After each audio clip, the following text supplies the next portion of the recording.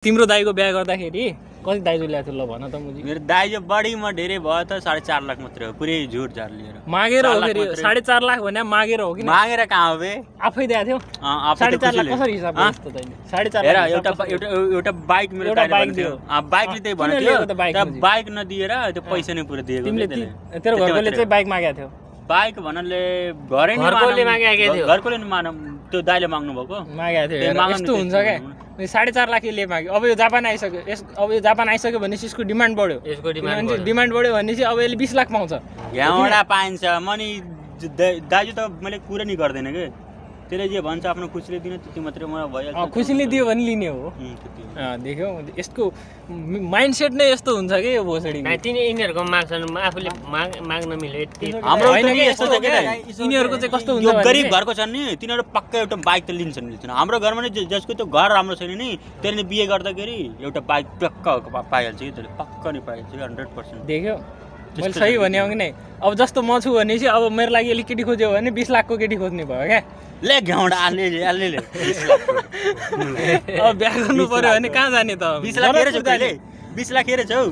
कहाँ जाने अब? 18 ले जुन तिरेछ भने त्यो क्यास हेरेन अब तिमीले। बिहा गर्ने यता उताबाट 1 लाख उताबाट 1 लाख जनकपुरमा गर्ने हो क्या बिहा भने। बिहा कहाँ गर्ने? जनकपुरमा गर्ने।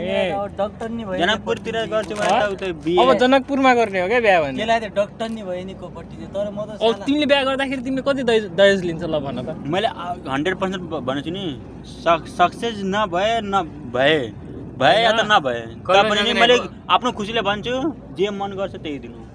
तर लिन चाहिँ छोड्दैन उले। दिनु चाहिँ पर्यो। दिनु परेन यार, त्यसले मैले भन्छु जे मन लाग्छ त्यही दिनु भनेपछि त त्यही देऊ के। मैले केही भन्दैन कि मलाई यो ल्याऊ दिन चाहिँ देऊ।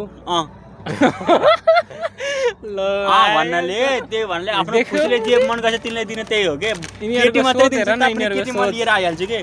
त्यही हो, घर राम्रोसँग जति हाम्रो आफन्त हुन्छन् सबैले राम्रोसँग खुवाओस्, खानासाना स्वागत गरोस्, त्यति मात्रै मलाई चाहिन्छ, अरू केही चाहिन्छ मलाई। त्यति मात्रै चाहिन्छ। बिहामा के खुवाउनु पर्यो तिम्रो बिहामा? अब बिहेमा जे सुकै त्यसलाई जे हुन्छ त्यही शुद्ध शाकाहारी खुवायो भने त पनि मलाई चल्छ कि। शुद्ध शाकाहारी खुवायो त झन् दहेज चाहिँ दिनु पर्यो 20 लाख। दहेज दिनु पर्दैन के चाहियो त? दिनु पर्दैन, जे त्यसलाई मन गर्छ तिमीलाई मुछ तिमीलाई त नचाहिएला, अरूले त त्यसलाई माग्छ मानौ होला। हैन, घरकोले त केटी पछिको बुवालाई आफ्नो छोरीलाई जे दिन मन गर्छ, आफ्नो दमादले जे दिन मन गर्छ त्यही दियोस्। मैले त्यही लिन तयार छु, तर मैले केही भन्दैन कि जे पनि दियो भने लिइहाल्ने हो। ए मुला तल दिन्छ भने कि ये ल्याऊ यति बाइक तिमी मेरो तर्फबाट खुसी लाग्यो तिमी लिन हौ मुला। हाम्रो केटी अब पत्नीले त मात्रै कहाँ हुन्छ त नि, तिम्रोतिर खोज्देऊ न। अब त 20 लाख त्यहीबाट आउँदो रहेछ त, अनि किन जापान? ए मुला हाम्रो त खोज्न पर्दैन, सबै केटी पछिको केटाहरू आफै हाल्छन् के हाम्रो घर। केटा खोज्न आउँछन्, केटी पछिले केटा खोज्न आउँछन्। ल कस्तो राम्रो पछिले लभ म्यारेज भयो भने केटी पछिले केटा खोज्न आउँछ अरे। के केटी पछिले केटा खोज्न आउँछ। छोरी त हुनै दिन्न त नि, मारिदिइहाल्छ जन्मिँदै। अनि ए मुला कस्तो हुन्न त्यस्तो, त्यो थाहा छ कुनमा हो, जुन त्यो एकदम हराम हुन्छन् के भनौँ बलात्कारी भन्छन् कि के भन्छन् नि, तिनीहरू मात्रै के तिनी त्यस्तो गर्छन् के। नत्र भने कोही गर्दैन। हामी हेर 3 भाइ 2 बहिनी छौँ, तर केही नि भएन। यहाँ सुन न, चल हो मर्दवा रुम में जा सो जा। अब तिमी के भन भनेपछि हैन, तिमी अब जापान आछौ हैन, तिमी यहाँबाट गएपछि बिहा गरेर कति लाख लिन्छौ दाइजो? ए मुला मैले भनेछु नि, मैले बुवालाई ढुक्क यस्तै भनिदिन्छु कि बुवा हजुरले दाइजो केही पनि नभन्नु होला, जे त्यसको मन गर्छ खुसीले दिन मन गर्छ भने दिन्छ, दिएन भने त नलिने, केटीलाई मात्रै गर्ने। अनि भन्दिनँ राम्रोसँग स्वागत गरिदिनु। हाम्रो गर्लफ्रेन्ड छैन, तर अब बिहा गर्दाखेरि घरमा आइरहन् केटीहरू। केटीको बाबुहरू आउँछन् अरे 10मा कि 8मा पढ्दाखेरि नै 10 महिना 11मा पढ्दाखेरि नि एउटा कार र एउटा त्यो केटी आफ्नो घरको एक्लौटी केटी मात्रै थियो कि, छोरीमा एउटा मात्रै थियो, छोरा एउटा पनि थिएन।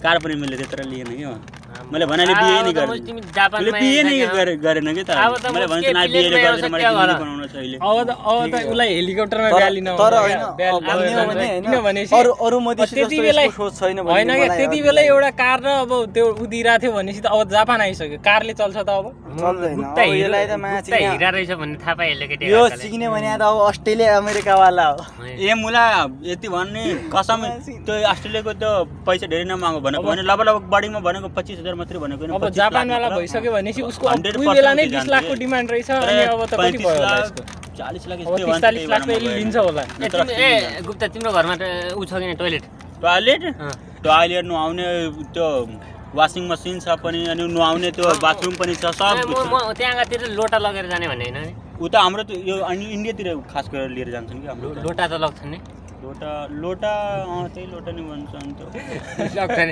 अहिले पनि लगेर जान्छ मेरो घर हो कि लोटा बोके चल जाता है छैन यसको तर हैन अरु म देश जस्तो सोच छैन भन्ने अहिले मलाई लाग्यो कि किन अहिले कार मात्रै लिन्छ नि त अहिले कार मात्रै लिन्छ अरूको जस्तो यस्तो सोच मेरो घर यही हो होइन तर राम्रो मान्छेहरू धेरै तर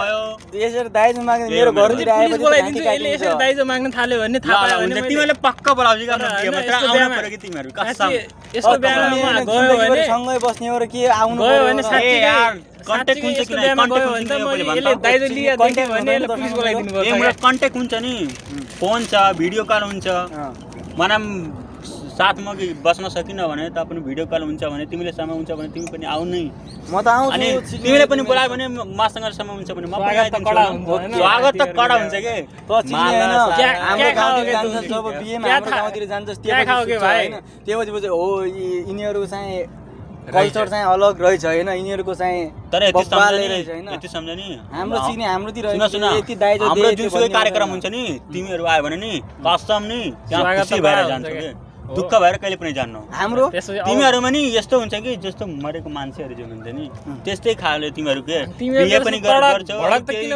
चाडपर्वमा त्यो पनि मरेको मान्छेहरू जस्तो गर्छ हाम्रोमा हेर नि डिजे सिजे नाच गाना हेन सब डिजे बजायो अनि गुलाब जैसन खिलल बाडु हैन कसम यति रमाइलो हुन्छ नि एक दिन कसैको यो हिन्दूतिर कसैको बिहेमा जाऊ तिमीहरू अहिले हेर कति साथी तिम्रोतिर बज्ने गाना बजाउ त कस्तो बज्छ त्यही हो क्या गुलाब जैसन खिलल बाडु चलपलवाला के हुन्छ हैन चलपल वाला अस्ति बजाएको छ नि त्यस्तै चलपल अस्तिमा ल त्यो तिम्रो बिहामा बजाउने 20 लाख आउने लागि बजाउ न मुजी सुचकी त सिक्ने हैन पश्चिमेली भने हैन कस्तो कल्चर हो आफै बुझ पश्चिमको पश्चिमेली भने तर दाइजो चाहिँ लिनु हुन्न भाइहरु दाइजो यार मैले ढुक्क भनेर लिन्न यार तिमीले हेर सुन मुजी पाप लाग्छ तेरो छोरी भयो भने मुजी छोरीले मर्छ दिन थाल्यो भने त सकिदैन हैन तर गुप्ताले बिहे गरे नि मोज गर्ने मैले हो हैन साथी